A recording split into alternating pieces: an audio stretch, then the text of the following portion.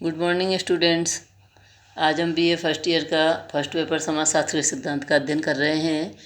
इसके अंतर्गत हमारा टॉपिक है आज संस्थाएं। तो संस्थाओं के अंतर्गत 4 प्रकार की संस्थाओं का अध्ययन करेंगे। पहला परिवार, दूसरी संस्था है नातेदारी, तीसरा है धर्म और चौथी संस्था शिक्षा। तो सबसे पहला जो संस्था वाला टॉपिक है उसमें आएगा हमारा आज परिवार, उसका अध्ययन करेंगे। तो परिवार के अंतर्गत हम परिवार का अर्थ, परिभाषा और उसकी विशेषताओं का अध्ययन करते हैं सबसे पहले। उसके बाद हम परिवार के प्रमुख प्रकार कौन कौन से हैं और समाज के लिए जो है परिवार के द्वारा कौन कौन से प्रकार या फंक्शंस किए जाते हैं और उसका क्या इम्पोर्टेंस है, ये हम जानने का प्रयास करेंगे। और लास्ट में हम अध्ययन करेंगे परिवार में आधुनिक परिवर्तन कौन कौन से हो रहे हैं। तो आइए सबसे पहले अध्ययन करते हैं परिवार का अर्थ एवं परिभाषाओं का। तो हम परिवार को जैविकीय संबंधों पर आधारित एक सामाजिक समूह के रूप में परिभाषित कर सकते हैं, जिसमें माता पिता और बच्चे होते हैं और जिसका जो उद्देश्य है वो अपने सदस्यों के लिए सामान्य निवास, आर्थिक सहयोग, यौन संतुष्टि और प्रजनन, समाजीकरण और शिक्षण आदि की सुविधाएं जुटाना है। तो मैकाइवर पे जो है समाजशास्त्री उनके द्वारा परिभाषा दी गई है परिवार की। उनके मतानुसार परिवार पर्याप्त निश्चित यौन संबंध द्वारा परिभाषित एक ऐसा समूह है जो बच्चों के जनन और लालन पालन की व्यवस्था करता है। इसके बाद हम अध्ययन करेंगे डॉक्टर दुबे के मतानुसार कि परिवार में स्त्री और पुरुष दोनों को सदस्यता प्राप्त रहती है। उनमें से कम 2 विपरीत व्यक्तियों को यौन संबंधों की सामाजिक स्वीकृति रहती है और उनके संसर्ग से उत्पन्न संतान मिलकर परिवार का निर्माण करते हैं। एक समाजशास्त्री हैं लूसी मेयर। उन्होंने परिवार की परिभाषा इस प्रकार दी है कि परिवार एक गार्हस्थ समूह है जिसमें माता पिता और संतान साथ रहते हैं। इसके मूल रूप में दंपति और उसकी संतान रहती हैं। इस प्रकार से जो है हम परिवार को जैविक संबंधों पर आधारित एक सामाजिक समूह के रूप में ही परिभाषित कर सकते हैं। इसके बाद अध्ययन करेंगे हम इसकी परिवार की यानी कुछ विशेषताएं, लक्षण कौन कौन से हैं, जिनको मैकाइवर पेज ने अपने अनुसार इस प्रकार से स्पष्ट किया है। पहला है सार्वभौमिकता, यानी परिवार की उपस्थिति सार्वभौमिक है। कोई भी समाज, चाहे वो आधुनिक हो या प्राचीन, शहरी हो या ग्रामीण, सब प्रकार के जो है सभी में परिवार देखने को मिलता है। दूसरा लक्षण या विशेषता है परिवार की, वो ये है कि भावात्मक आधार, यानी परिवार के सदस्य परस्पर भावात्मक बंधनों में बंधे हुए रहते हैं। तीसरा है रचनात्मक प्रभाव, यानी मनुष्य जन्म लेने के बाद सबसे पहले परिवार के संपर्क में ही आता है। चौथा है सीमित आकार, यानी अन्य बृहद समूहों की तरह परिवार की संख्या सदस्य संख्या 100, 200, 300 या अधिक नहीं हो सकती। इसका कारण प्राणीशास्त्रीय है। पांचवा जो विशेषता है वह है सामाजिक संरचना में केंद्रीय स्थिति, यानी परिवार की सामाजिक संरचना में केंद्रीय स्थिति है और समाज का निर्माण भी परिवार रूपी इकाइयों के मिलने से होता है। नेक्स्ट विशेषता है सदस्यों का उत्तरदायित्व, यानी प्रत्येक परिवार अपने सदस्यों से कुछ उत्तरदायित्व निभाने की अपेक्षा रखता है। सातवां बिंदु है सामाजिक नियंत्रण, परिवार में सामाजिक नियंत्रण बना रहता है। ऐसे नियम, प्रथाएं, रूढ़ियाँ हैं अनेक जो परिवार को बनाए रखने और उस पर नियंत्रण रखने में योग देती हैं। नेक्स्ट विशेषता है परिवार की स्थायी और अस्थायी प्रकृति होती है, यानी सदस्यों की मृत्यु, पृथक्करण, तलाक आदि से एक परिवार की सदस्यता तो समाप्त हो सकती है, लेकिन एक संस्था के रूप में परिवार अमर है। इसके बाद हम अध्ययन करेंगे परिवार के प्रकारों का। तो परिवार के प्रकारों को 6 भागों में विभाजित किया गया है। जैसे पहला है संख्या के आधार पर जो है परिवार के प्रकार। तो इसमें है संख्या के आधार पर केंद्रीय परिवार या नाभिक परिवार, संयुक्त परिवार और विस्तृत परिवार। इसके बाद आता है दूसरा प्रकार निवास स्थान के आधार पर। तो इसमें कुछ बिंदुओं में विभाजित किया है इसको। पहला है पितृस्थानीय परिवार, दूसरा है मातृस्थानीय परिवार, तीसरा है नवस्थानीय परिवार, चौथा है मातृ पितृस्थानीय परिवार और छठवां है मामा स्थानीय परिवार। और इसके बाद है पांचवा मामा स्थानीय और छठवां है द्विस्थानीय परिवार। इसके बाद तीसरा प्रकार है परिवार का, वो है कि अधिकार के आधार पर जिनमें सदस्यों को विभाजित किया जाता है। पहला है पितृसत्तात्मक परिवार और दूसरा है मातृसत्तात्मक परिवार। इसके बाद आता है उत्तराधिकार के आधार पर परिवार के प्रकार, जिनमें पहला है पितृमार्गी परिवार और दूसरा मातृमार्गी परिवार। इसके बाद पांचवा प्रकार है वंश नाम के आधार पर। इसमें 4 प्रकार से विभक्त किया है। पहला है पितृवंशीय परिवार, दूसरा मातृवंशीय परिवार, तीसरा उभयवाही परिवार और चौथा है द्विनामी परिवार। छठवां बिंदु है विवाह के आधार पर, जिसमें पहला है एक विवाही परिवार, दूसरा है बहुविवाही परिवार। ये जो बहुविवाही परिवार है इसको 3 भागों में विभाजित किया है।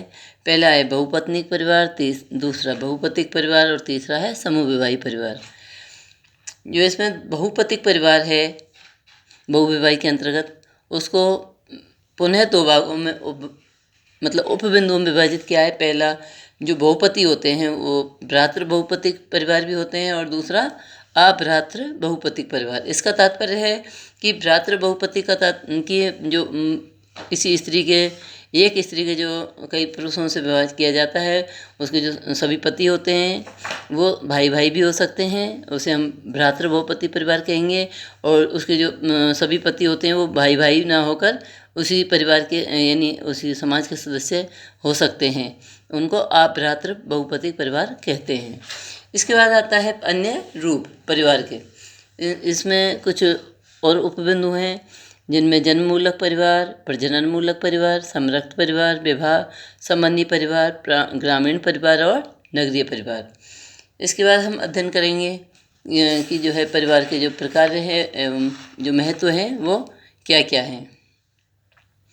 तो परिवार समाज की आधारभूत इकाई है। मानव ने अनेक आविष्कार किए हैं, किंतु आज तक ये कोई भी ऐसी व्यवस्था नहीं कर पाया है जो परिवार का स्थान ले सके। इसका मूल कारण परिवार द्वारा किए जाने वाले प्रकार्य अन्य संघीय संस्थाएं करने में असमर्थ हैं। तो हम यहाँ पे उसके जो है कुछ महत्व या प्रकारों का अध्ययन करेंगे। पहला है प्राणी शास्त्रीय कार्य। इसके अंतर्गत 3 उपबिंदु हैं। पहला यौन इच्छाओं की पूर्ति करता है, यानी परिवार की जो आधारभूत आवश्यकताएं हैं उनमें यौन संतुष्टि सबसे महत्वपूर्ण है। तो व्यक्ति जो है अपने परिवार में रह करके अपने इस तरह की इच्छाओं को पूर्ति कर सकता है। दूसरा है संतानोत्पत्ति, यानी यौन संतुष्टि एक दैहिक क्रिया के रूप में समाप्त नहीं हो जाती, बल्कि इसका परिणाम संतानोत्पत्ति के रूप में भी होता है। और तीसरा महत्व है परिवार का समाज में वो है प्रजाति की निरंतरता। इसका तात्पर्य है कि परिवार ने ही मानव जाति को जो है अमर बनाया है, वही मृत्यु और अमृत्यु का संगम स्थल है। यानी नई पीढ़ी को जन्म देकर परिवार ने मानव की स्थिरता और निरंतरता को बनाए रखा है। अब प्राणी शास्त्रीय कार्य के बाद दूसरा महत्व आता है, वह है शारीरिक कार्य। तो परिवार के शारीरिक कार्य निम्न हैं। पहला शारीरिक रक्षा, यानी परिवार अपने सदस्यों को शारीरिक संरक्षण प्रदान करता है, जैसे वृद्धावस्था, बीमारी, दुर्घटना, असहाय अवस्था, अपाहिज होने आदि की अवस्था में परिवार ही अपने सदस्यों की सेवा करता है। शारीरिक कार्य में दूसरा महत्व है बच्चों का पालन पोषण। इसके अंतर्गत मानव ही एक ऐसा प्राणी है जिसका शैशव काल अन्य प्राणियों की तुलना में लंबा होता है। इस अवधि में उसका लालन पालन परिवार के द्वारा ही किया जाता है।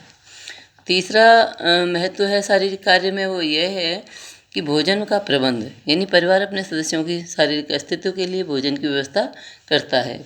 और चौथा उपबिंदु है शारीरिक कार्य में, वह है निवास व वस्त्र की व्यवस्था, यानी परिवार अपने सदस्यों के लिए निवास की भी व्यवस्था करता है। घर ही वह स्थान है जहाँ जाकर मानव को पूर्ण शांति प्राप्त होती है।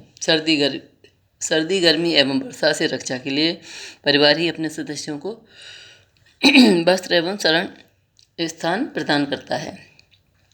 तीसरा कार्य है प्राणी शास्त्रीय और शारीरिक कार्य के बाद वो है आर्थिक कार्य। परिवार के द्वारा किए जाने वाले आर्थिक कार्य निम्न हैं, जैसे इनमें पहला है उत्तराधिकार का निर्धारण। तात्पर्य यानी प्रत्येक समाज में स्थिति एवं पदों की पुरानी पीढ़ी द्वारा नई पीढ़ी को हस्तांतरित की जो व्यवस्था पाई जाती है, और यह कार्य परिवार को ही करना होता है। दूसरा बिंदु है आर्थिक कार्य का, वो ये है कि उत्पादक इकाई के रूप में, यानी परिवार उपभोग और उत्पादन की इकाई है। आदिम समाजों में अधिकांश उत्पादन का कार्य परिवार द्वारा ही किया जाता है। इसके बाद तीसरा बिंदु है श्रम विभाजन, यानी परिवार में श्रम विभाजन का सबसे सरल रूप देखा जा सकता है, जहाँ पुरुष, स्त्री और बच्चों के बीच कार्य का विभाजन होता है। चौथा है आय तथा संपत्ति का प्रबंध। परिवार की विशेषताओं के दौरान ये बताना आवश्यक है कि प्रत्येक परिवार के पास सदस्यों के भरण पोषण के लिए कोई अर्थव्यवस्था अवश्य होती है। नेक्स्ट जो महत्व है या प्रकार है समाज के लिए परिवार का, वो है कि धार्मिक कार्य, यानी प्रत्येक परिवार किसी न किसी धर्म का अनुयायी होता है। सदस्यों को धार्मिक शिक्षा, धार्मिक प्रथाएं, नैतिकता, व्रत, त्यौहार आदि का ज्ञान भी परिवार ही कराता है। नेक्स्ट विशेषता है, वो महत्व हम कह सकते हैं परिवार का समाज के लिए, वो है राजनीतिक कार्य, यानी परिवार राजनीतिक कार्य भी करता है। नेक्स्ट इन छठवां जो महत्व है या कार्य है, वो है समाजीकरण का कार्य, यानी परिवार में ही बच्चे का समाजीकरण प्रारंभ होता है। समाजीकरण की क्रिया से जैविक प्राणी सामाजिक प्राणी बनता है। इसके बाद आता है शिक्षात्मक कार्य, यानी परिवार ही अपने बच्चे की प्रथम पाठशाला है, जहाँ उसके व्यक्तित्व का निर्माण होता है। इसके बाद नेक्स्ट विशेषता है मनोवैज्ञानिक कार्य, यानी परिवार अपने सदस्यों को मानसिक सुरक्षा और संतोष प्रदान करता है। परिवार के सदस्यों में परस्पर प्रेम, सहानुभूति और सद्भाव पाया जाता है। नेक्स्ट विशेष इसका जो महत्व है परिवार का समाज के लिए, वो है सांस्कृतिक कार्य, यानी परिवार ही समाज की संस्कृति की रक्षा करता है तथा नई पीढ़ी को संस्कृति का ज्ञान प्रदान करता है। परिवार ही संस्कृति का हस्तांतरण करके संस्कृति की निरंतरता और स्थायित्व बनाए रखता है। इसके बाद नेक्स्ट कार्य है या महत्व है समाज के लिए परिवार का, वह है कि मानव अनुभवों का हस्तांतरण, यानी पुरानी पीढ़ी द्वारा संकलित ज्ञान और अनुभव का संरक्षण और हस्तांतरण करके वह परिवार समाज को अपना अमूल्य योगदान देता है। नेक्स्ट कार्य है मनोरंजन कार्य, यानी परिवार अपने सदस्यों के लिए मनोरंजन का कार्य भी करता है। छोटे छोटे बच्चों की प्यारी बोली, उनके पारस्परिक झगड़े तथा दाम्पत्य प्रेम परिवार के मनोरंजन का केंद्र है। नेक्स्ट जो महत्व है परिवार का, वो है कि पद निर्धारण। परिवार अपने सदस्यों का समाज में स्थान निर्धारण का कार्य भी करता है। एक व्यक्ति का समाज में क्या स्थान होगा, ये इस बात पर निर्भर करता है कि उसका जन्म किस प्रकार के परिवार में हुआ है। राजतंत्र में राजा का सबसे बड़ा पुत्र ही राजा बनता है। इस प्रकार से जो है पद निर्धारण का कार्य भी परिवार करता है। और इसके बाद नेक्स्ट महत्व या समाज का कार्य, परिवार का जो कार्य है समाज के लिए, वह है कि परिवार का मुखिया, यानी सामाजिक नियंत्रण। इसका तात्पर्य है कि परिवार का मुखिया सदस्यों पर नियंत्रण रखता है, उन्हें गोत्र और जाति और समाज की प्रथाओं, परंपराओं, रूढ़ियों, कानूनों के अनुरूप आचरण करने की जो है प्रेरणा देता है। ऐसा न करने पर वह उन्हें दंड भी देता है, डांट डपट भी करता है, परिवार से बाहर निकालने की धमकी भी देता है। इसके बाद हम अध्ययन करेंगे परिवार में आधुनिक परिवर्तन क्या क्या हो रहे हैं, जिनमें पहला है परिवार के ढांचे में परिवर्तन। तो परिवार के ढांचे में किस प्रकार से परिवर्तन आ रहे हैं, इसको मैं कुछ प्रमुख बिंदुओं में आपको स्पष्ट कर देती हूँ। पहला है परिवार के आकार का कम होना, यानी वर्तमान समय में परिवार का आकार या सदस्य संख्या जो है घटती जा रही है। अब सीमित परिवार की ओर लोगों का झुकाव बढ़ता जा रहा है। अब परिवार में 20-25 सदस्य दिखाई नहीं पड़ते। अब तो पति पत्नी और उनके अविवाहित बच्चे से मिलकर ही नाभिक परिवार बनने लग गए हैं। इसके बाद नेक्स्ट जो है आधुनिक परिवर्तन, वो है पति पत्नी के संबंधों में परिवर्तन। कुछ समय पूर्व तक पत्नी के लिए पति ही परमेश्वर और देवता के रूप में था। चाहे पति कैसा ही क्रूर अत्याचारी क्यों ना हो, पत्नी को उसे परमेश्वर मानकर उसकी उचित शिक्षा, उचित और अनुचित सभी प्रकार की आज्ञाओं का पालन करना पड़ता है। पर वर्तमान में ऐसा नहीं है, उनके संबंधों में परिवर्तन आ रहा है। तीसरा जो आधुनिक परिवर्तन है, वो हमें समाज में इस प्रकार देखने को मिल रहा है कि पिता के अधिकारों में कमी हुई है और अन्य सदस्यों के महत्व जो है हमारे परिवार में बढ़ गए हैं। इसके बाद नेक्स्ट जो महत्व है वो आधुनिक परिवर्तन है, वो यह है परिवार का कि विवाह और यौन संबंधों में परिवर्तन हो गए हैं। वर्तमान में विवाह एवं यौन संबंधों की दृष्टि से काफ़ी परिवर्तन आए हैं। अब बाल विवाहों की संख्या कम हुई है, विलंब विवाहों की संख्या बढ़ती जा रही है। अब जीवन साथी के चुनाव में भी लड़के लड़कियां पहले की तुलना में काफ़ी स्वतंत्र हैं। पांचवा जो जो आधुनिक परिवर्तन हमको समाज परिवार में देखने को मिल रहा है, वो ये है कि आर्थिक और सामाजिक दृष्टि से स्त्रियों की स्वतंत्रता बढ़ गई है। छठवां जो हमको अंतर दिखाई दे रहा है आधुनिक परिवर्तन का, वो समाज में ये इस प्रकार से है कि नातेदारी का महत्व कम हो गया है। वर्तमान समय में नाते रिश्तेदारों का महत्व इतना नहीं रह गया है जैसे पहले होता था। अब लोग अपने रिश्तेदारों से दूर भागना चाहते हैं।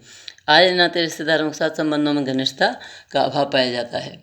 नेक्स्ट जो है आधुनिक परिवर्तन देखने को मिलता है कि परिवार में अस्थायित्व बढ़ गए हैं। आजकल अनेक परिवारों को अस्थायित्व की समस्या का सामना करना पड़ता है, जहाँ पति या पत्नी कर्तव्यों के बजाय अधिकारों पर अधिक जोर देते हैं।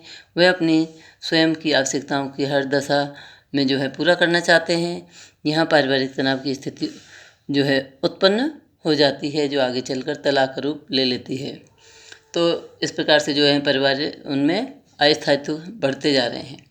और जो हम समाज जो परिवार का महत्व है वो आधुनिक परिवर्तन है। वो इस प्रकार भी देखने को मिलता है कि परिवार के सहयोगी आधार में कमी हुई है।